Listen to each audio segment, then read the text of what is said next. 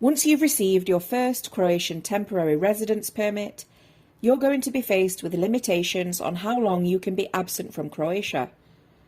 If you're a citizen of a European Union, European Economic Area, or European Free Trade Association country, then you have the best deal when it comes to Croatian residence permits and the freedom to travel.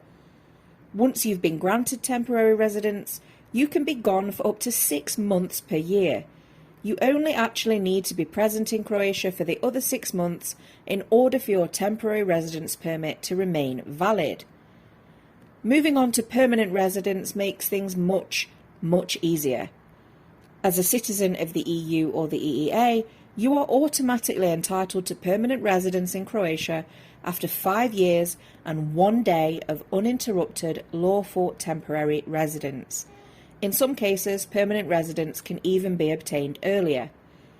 Once you've been approved and granted permanent status, you can be gone for more or less as much as you want to.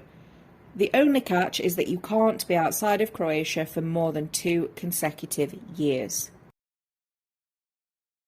For more bureaucracy tips, book a consultation, subscribe, or buy the book.